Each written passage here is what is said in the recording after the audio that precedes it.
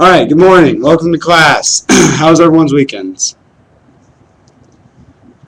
Good. Does anyone remember what we talked about before we were rudely interrupted by the weekend?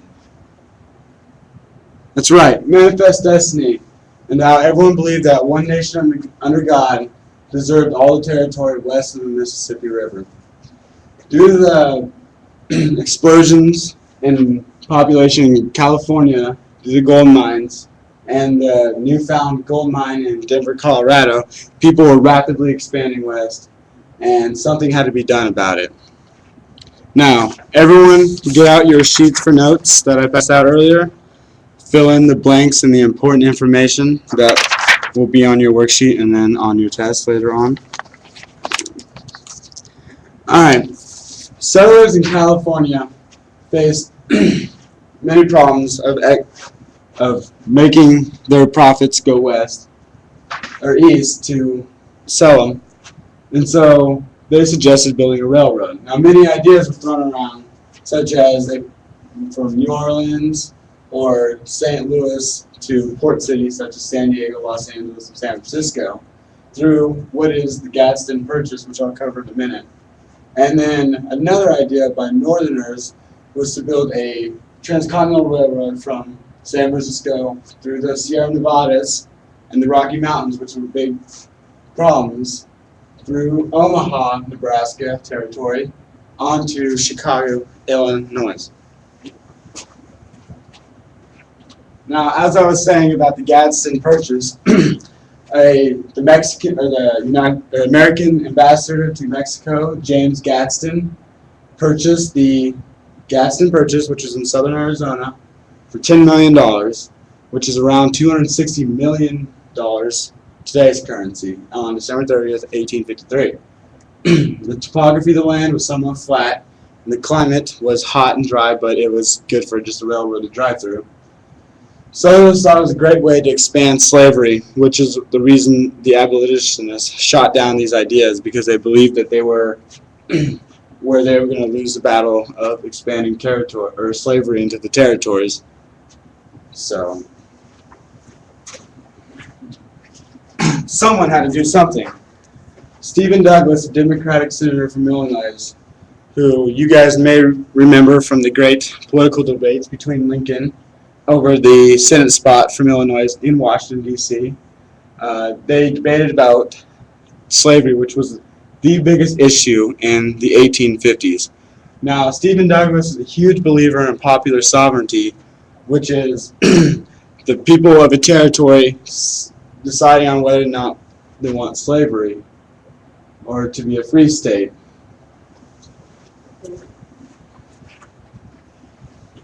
So he made a compromise to organize the Northern Louisiana Purchase, which would be in here. These territories were already organized, and California had already been admitted to the state as a union.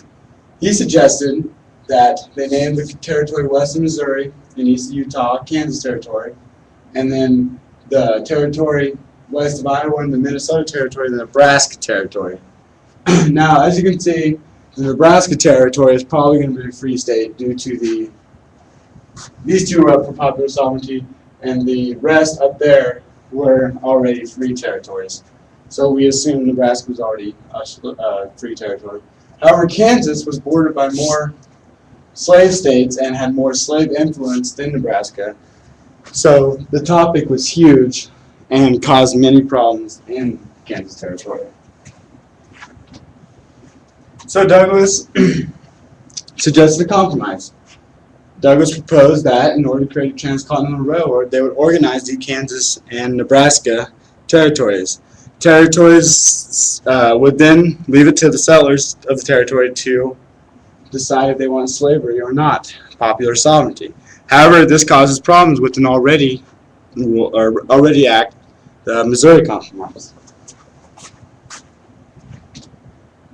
Now, the Missouri Compromise admitted Missouri and Maine into the Union, with Missouri becoming a slave state and Maine being a free state. Now, this was a huge issue because if Missouri had been admitted as a free state, then the power would have shifted, and Missouri, or the Northerners would have more states than the Southern.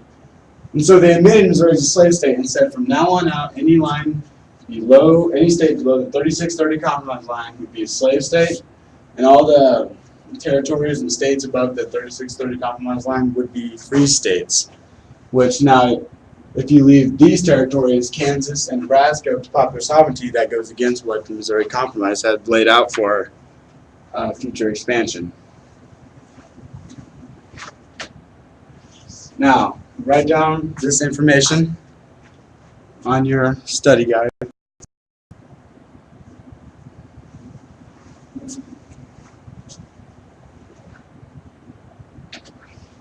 Now, here was the factions in Kansas that were up for popular sovereignty.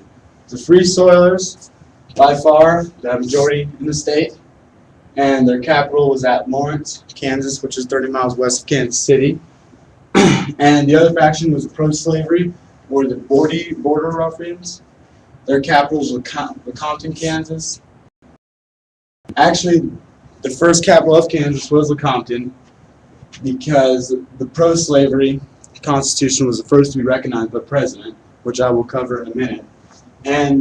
But the people who approved the pro-slavery Constitution were from Missouri and crossed the border the day of the elections and voted for the pro-slavery Constitution, so that Kansas would become a slave state. Now, two issues dealing with bleeding Kansas, which we will study tomorrow, was the sack of Lawrence, which was when Border Ruffians came and burned down the Free State Hotel and murdered notable Free Soilers in Lawrence, and the Potawatomi Massacre, where John Brown, the poster child, you can say, of the abolitionists of Kansas, massacred 5 pro-slavery people at a settlement in Potawatomi. Here's John Brown. This mural is actually displayed in the Capitol building in Topeka. John Brown was arrested during the Civil War for a raid on Harper's Ferry, a Confederate ammunition and gun supply. And another important person from the abolitionists of Kansas was Henry Ward Beecher. Beecher lived in New York and would send crates full of rifles and ammunition to Free Soilers in Kansas. He wrote Bibles and other clergy supplies on the crates for deception so that the pro-slavery factions wouldn't intercept these, and it looked all good on paper. Now, President Buchanan was one of the toughest presidencies ever and is often considered one of the worst presidents in America. This wasn't necessarily his fault. He had to deal with the slavery issues, and then he collapsed in the late 1850s. As I said, the slavery plagued him in office, and it's probably his biggest issue. He couldn't decide if he decided being president, yet he would, under the table, side with the South, which created a lot of problems, and even recognized the Compton Constitution, which was fraud from the Border Ruffians crossing and voting for the Compton Constitution. This led to the Civil War. Many things, bleeding Kansas being, in many people's minds, the #1 cause of the Civil War. Another causes are Abraham Lincoln's elected, General Beauregard attacked a Union fort off the coast of South Carolina, calls for 1 million men from each side to join the army, 500 from each side, 500,000, which led to a very costly 4-year war. Kansas would not be admitted to the state until January 29, 1861, where it was officially recognized as a free state and the capital was Topeka. Nebraska was admitted to the Union after the Civil War, and it was also a free state. Recap. The Union was expanding west, and the need for a transcontinental railroad was essential. Anti-slavery propaganda at the time, Kansas referenced the statehood, caused many people to be against Kansas being admitted as a slave state, and caused many problems in Kansas, bleeding Kansas as we call it. The pro and anti-slavery factions in your notes. Stephen Douglas, the Illinois senator, John Brown, poster child of the abolitionists in Kansas and abolitionists in general. Henry Ward Beecher, abolitionist, and then President Buchanan, who's president at the time of Bleeding Kansas. And like I said, one of the worst presidents in American history. Kansas being admitted to the Union on January 29, 1861. Now everyone, take your notes and fill out this worksheet. Turn it in by the end of the hour. If you cannot finish by the end of the hour, I want you to go home and read this section, write a short summary, and bring it to me tomorrow. Thank you.